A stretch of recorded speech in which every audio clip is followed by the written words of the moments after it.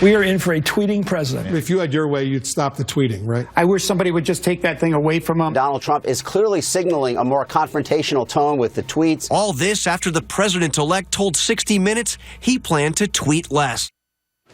Well, the mainstream media melting down over Donald Trump's Twitter habit. The president-elect fittingly tweeted this response: "If the press would cover me accurately and honorably, I would have far less reason to tweet." Sadly, I don't know if that will ever happen. So, will Mr. Trump's Twitter account make the mainstream media irrelevant? Joining us right now to discuss is Bre Payton, staff writer for the Federalist. Bre, good morning to you. Good morning. Admit it. You love it when Donald Trump tweets.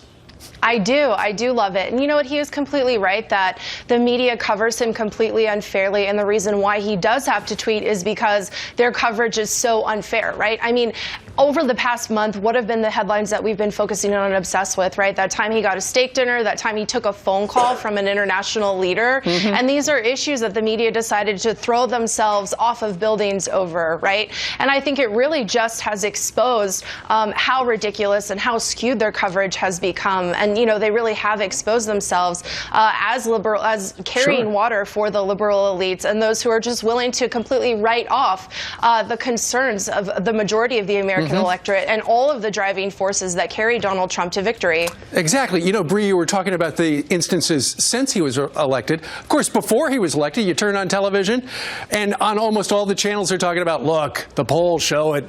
He's got no chance. She's going to get the job, blah, blah, blah, blah, blah. To you, that disqualifies the media. Yeah, of course. You know, the media has no one to blame but themselves for what's going on right now. At every single turn, all throughout the election, they got every single thing wrong. And, you know, Bill McMorris is a great piece over at the Washington Free Beacon, just chronicling every single thing that the New York Times got wrong, in particular, to name one instance, right?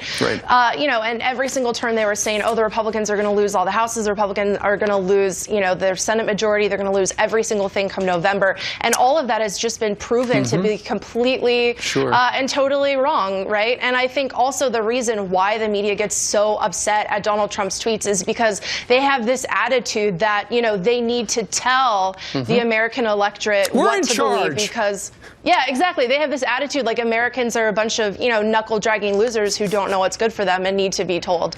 And that's really quite insulting. And so I think, you know, now we're seeing kind of this democratization of the news with Donald Trump's Twitter, and I think that that's quite frankly a good thing. Dick Cheney, former vice president, had this great observation a couple days ago. Listen to this.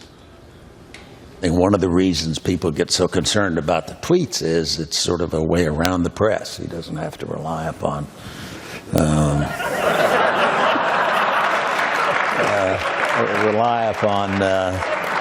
he's modern era, modern technology. He's at the point where we don't need you guys anymore.